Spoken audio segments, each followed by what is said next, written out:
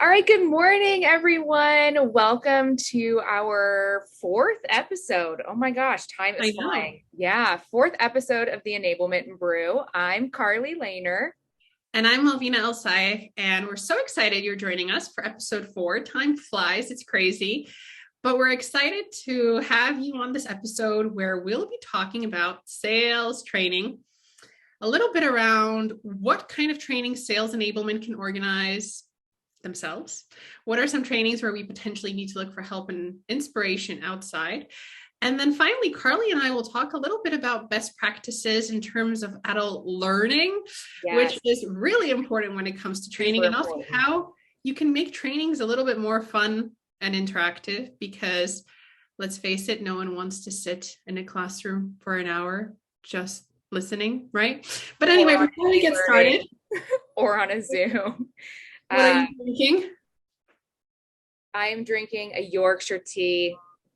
Again, I have Mm. completely converted to British culture living over here. I have a coffee, and I actually went shopping this weekend. We went to Costco and I found these coffee bags.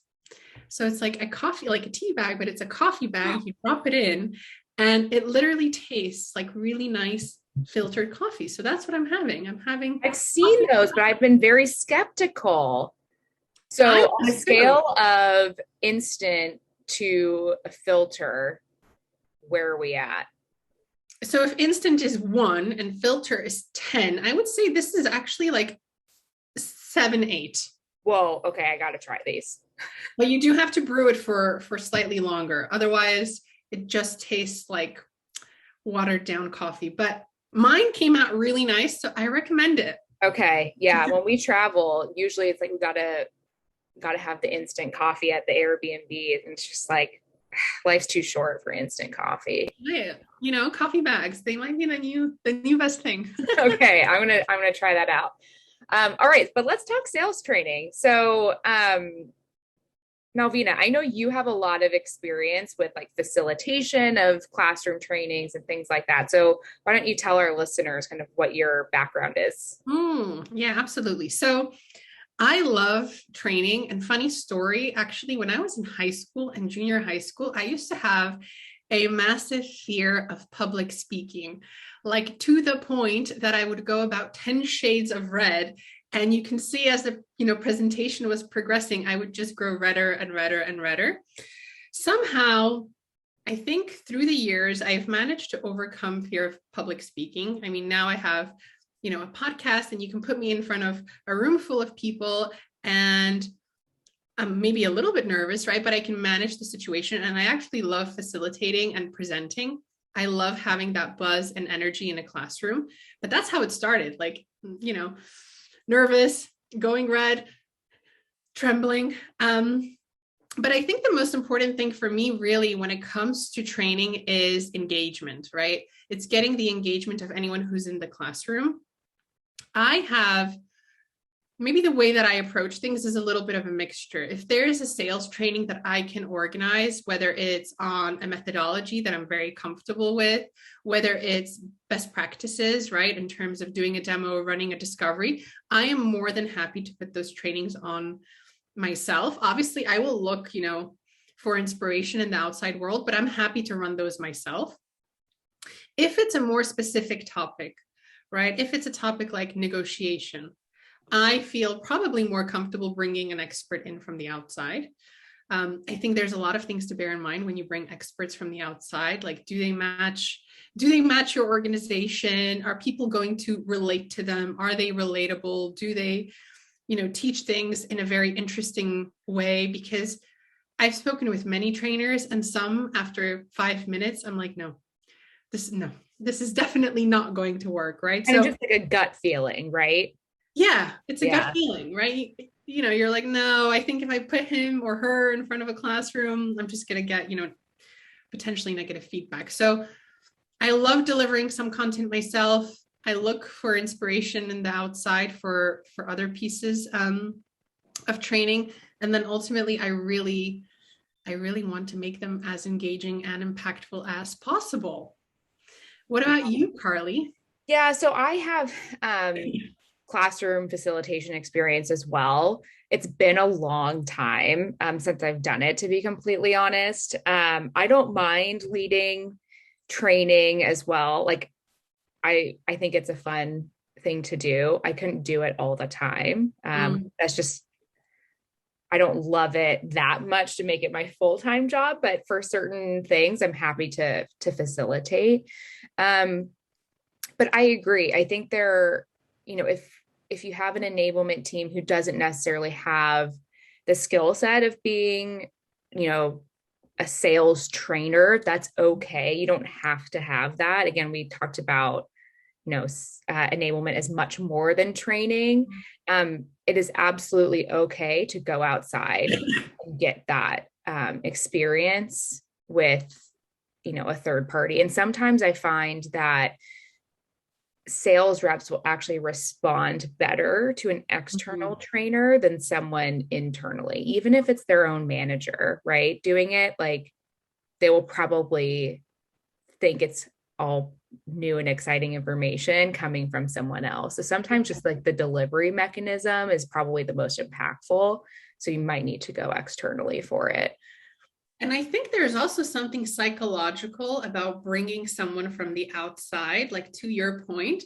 I think in the eyes of everyone else, it's like, oh, this is an investment in us. They're bringing someone from the outside. I'm sure they paid lots of money for it, right? We have to sit down and listen. So I feel with external trainings, maybe you get slightly more engagement if they are tailored in the right way. Right. And sometimes trainings that you might be running internally, no matter how good they are, could potentially be taken for granted, right? Because, hey, you're around, you're not going anywhere, right? Like, you're here, you're a resource that's available to us. So I think it has to be a mixture of both. I also really I think there's lots of great platforms out there that do sales trainings for the B2B SaaS space. I mean, I'm going to give a shout out to Sales Impact Academy here because I think it's awesome. Yeah, right? They're great. You can join a training. It's 1 hour, right? Maybe once or twice per week, but you're also in the room with other people from other organizations. You have the chat going, you can change and exchange ideas. I see lots of value in that, seeing how others are doing it, not necessarily just through the prism of your own organization and where you work. So I love that as well. And I would love to use it in conjunction with training that we already have happening in the organization. But by all means, learning from others and seeing how others are doing things, and also from people who come from the market and have the experience, is so important. Yeah. Because you can get a sales trainer that has not sold anything for the last 20 years. Like, that person for me is not going to be relatable. And the market has changed so dramatically, even in the last 2 years, that someone who hasn't sold in a long time, it's really difficult to have that credibility. And so, which is why for me, like, I'm not going to run a training or facilitate a training for my enterprise sales team because I haven't sold into enterprise clients. And so, like, I know where my strengths lie as a facilitator, and like as a subject matter, an expert isn't the right word, but maybe subject matter individual. But after COVID, we're all sitting on Zoom, we're all selling on Zoom. So how do you leverage, digital selling and modern selling in today's world? And so if there's a facilitator out there, a trainer who hasn't really done that, it's really hard to get that credibility. Like, how do you navigate an enterprise level sale without, quote unquote, walking the halls of those enterprise clients? That's really difficult to do when we're all sitting at home. So if you haven't done that, I guarantee my enterprise sellers would be like, what are we doing here? Like, come on, do something different. Yeah. And I think it's easy if you're not necessarily the subject matter individual, right? In all those scenarios, it's also very easy to lose credibility. And I think as enablement, we don't want to lose credibility. So we definitely have to say, I'm comfortable delivering this. I'm comfortable putting on a training on objection handling or discovery or running a demo, but there are certain other aspects where definitely I would look outside. And I mean, I'm a little bit of a sales geek, right? So I'm constantly going through all different types of sales books. I love the Challenger sale. I think, it's somewhere here behind me on my bookcase, but that's one that I'm reading and I'm like, I would love, Challenger to be taught within the organization in the way that it should be. I'm not going to be able to do it justice just by reading the book, right? I Right. want people who've actually put the time, energy, and effort into writing it, built out an organization and a training, unit to come in and teach that. So, what do you say to the enablement practitioners listening? I'm sure there are plenty who don't have a budget for things like that, whose leadership team maybe doesn't quite understand that going outside is actually necessary for big training initiatives like this. Yeah, absolutely. That's a hard one, right? Because we all wish we had the budget. The truth is, I think it boils down to really putting together a compelling business case and almost being the advocate internally. Yeah. I think if someone sees how excited and passionate you are about something and you truly believe in it, you will, in time, I'm not saying this is going to be a day turnaround, but you will get others to see the value in it.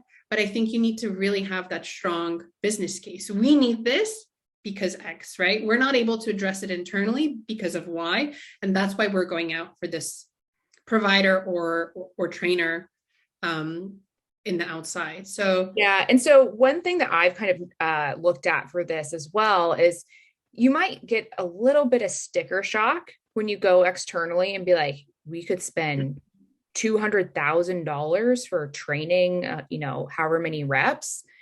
That seems like a lot of money. So when your sales leaders are like, no, we're not going to do this, the business case is really important. And I also like to show like, how many reps does it take to sell one additional deal in a quarter, year, whatever your like cycle is for this to pay off? And if you have average, order values of 100K, even north of that, like it's not that big of a lift as a result of training. If someone sells one more deal or two people each sell one more deal, this pays for itself. And that is so much easier of a sell than we just don't have this skill set internally. Because you don't necessarily want to sell yourself short. Because again, enablement is more than just training. But just saying like, hey, this is a niche topic. We need to, train on advanced negotiation. We need to bring someone in. And if, one enterprise rep sells an additional deal, the average lifetime value of our customers is this. It pays for itself. Like it's a no-brainer at that point. So come prepared with the qualitative information and the quantitative, and that typically will help, especially if you're in a growth company. It would be like a no-brainer at that point. Carly, I know you love sales kickoffs, right? And we're talking about training. And I think there's something else that slides its way sort of into training, which is keynote speakers, right? Like you're doing a sales kickoff and you want a keynote speaker to come in. You want someone big, someone who's potentially recognized. Maybe it's an author, maybe it's a coach, maybe it's a dedicated trainer. But I'm going to put it out there.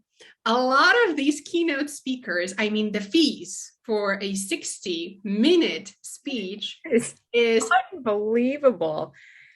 Malvina, you and I we need to figure out a way to be a keynote speaker at a sales kickoff, because it is incredible how expensive these people are. I mean, I could probably make like my entire year's salary just by doing 2 keynotes. I'll go speak at 2 sales kickoffs, call it a day. If you want Carly and I to speak at your sales kickoff, just let us know. We're right here. But I think they are worth the investment if it's the right topic. And again, the right speaker, sort of like we're going back to training. So we're planning our sales kickoff at this point, and I would love to have an external speaker come in, especially around storytelling. I think it's just super important for salespeople to know how to truly tell a story about their organization and, successful clients that have, worked with us and gotten value out of working with Andela, or insert your company here. And that is a skill set that's not just inherent for some people. Like, you look at the slides, you recite the slides, but there's the whole storytelling element. So for me, I saw an incredible speaker at a conference around storytelling. I'd love to bring them in, but again, it's like, can we justify that cost with, this is a little bit more like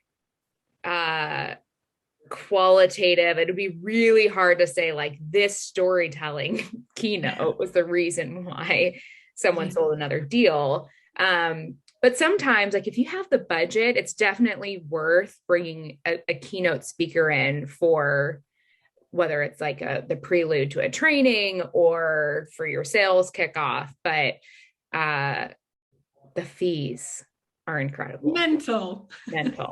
Yeah. Yeah. And, it's hard to say, to your point, like, we're going to bring this person in. Usually it's 45 minutes, 60 minutes, right? And it's going to revolutionize everything for the whole year. I don't think that's the case, but I do think it gives everyone that extra boost and that extra oomph that you need to feel, especially at the beginning or in the latter part of the year. Yeah. Where like you have that inspiration from the outside. So you're right with that. I think it's hard to put a number on it in terms of what you're actually getting, but it's sometimes also about reframing the mindset, right? Like you mentioned storytelling. Everyone talks about storytelling in business and how we can incorporate stories into the conversations that we have with customers. If you have someone come in and give a brilliant keynote on storytelling with some examples and give someone quick and actionable things that they can take away and start using from, day one. Awesome. Yeah, for sure. So let's talk about ways to make training engaging for sellers when they're on either a Zoom meeting or in a classroom. Like, what do you do to like get people engaged and involved? Yeah. I do yoga with everyone. No, just kidding. Get up, everyone. No, so I think there's lots of great tools that you can use that are free. You don't necessarily have to pay extra for them, right? But if we're talking about Zoom, I would definitely use the poll feature, right? I'm asking a question. I want to see what people think. It's slightly anonymized, so everyone feels comfortable and in a safe space. I love using breakout rooms in Zoom as well, right? 15 minutes, I set the timer, everyone suddenly disappears, a little bit like, Marvel movies, right? Like people just disappear and then they come back together on the screen. Yeah. I love that.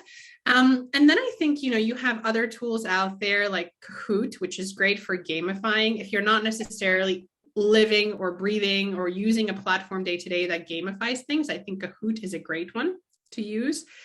You can, put people in teams, they can submit their answers. It just makes it really fun. I also love when you have the QR code on the page and people will scan it. And then maybe it will create a giant word cloud. Like, why do you think we're here today, right? Like, what do you think is the purpose of discovery? And people will just jot their answers and it will appear on the word cloud. So for that, I love to use Mentimeter.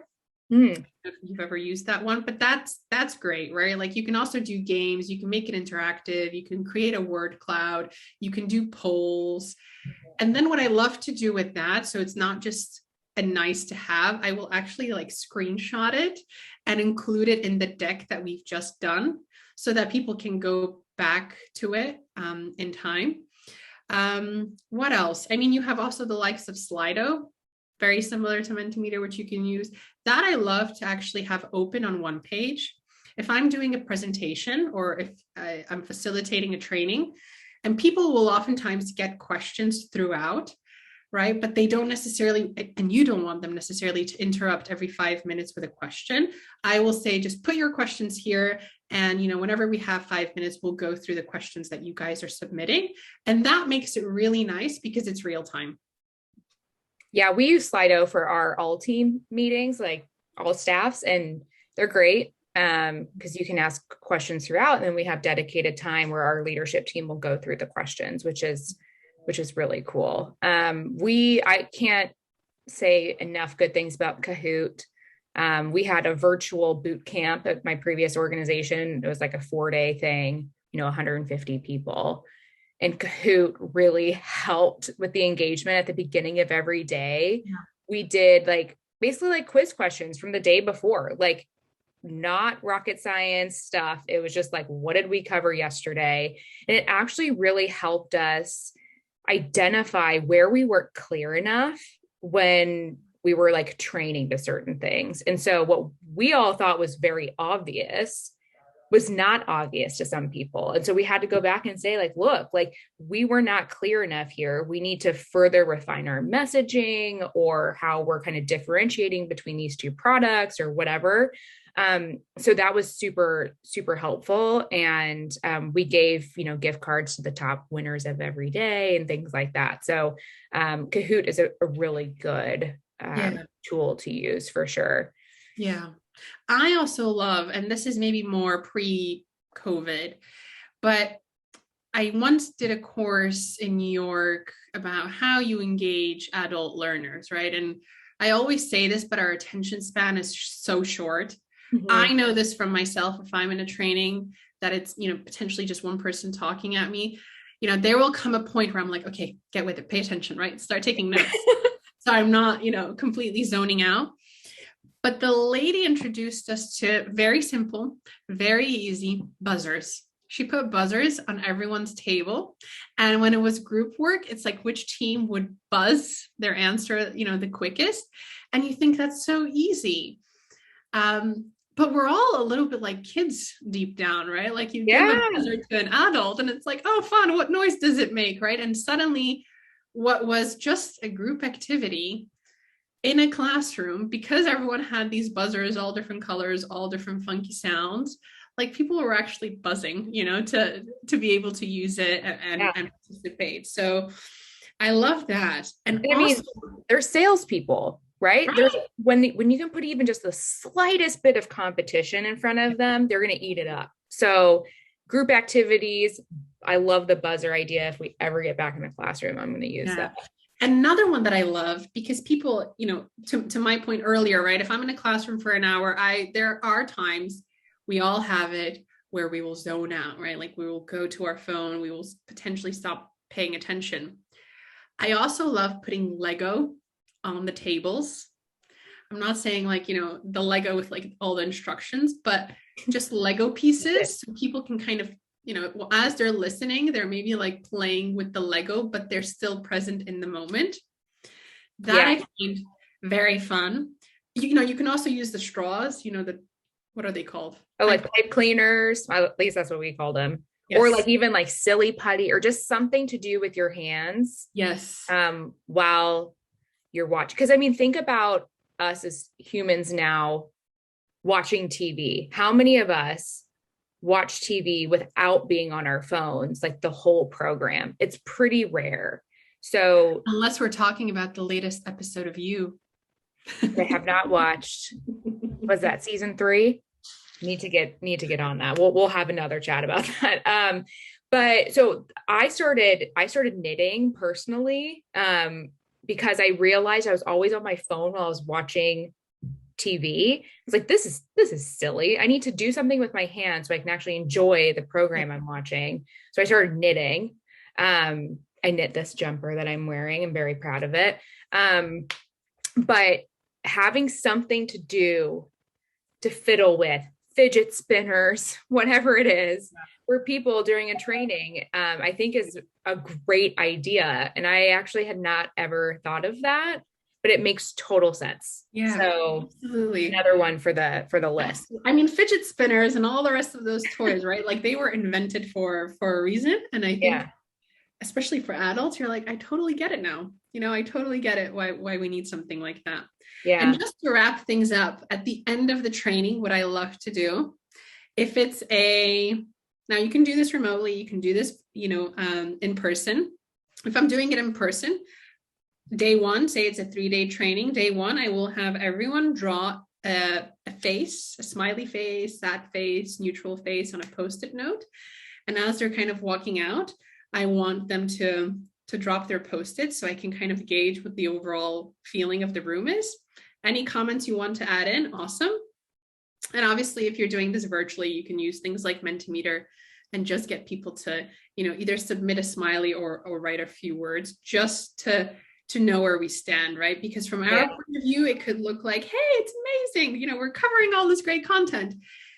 And what I don't want is people walking out the room saying, that was really complicated. That was really boring. I was zoning out. We should have had more breaks. That's something that I want to know instantly. And you could also do that the start of each day as well.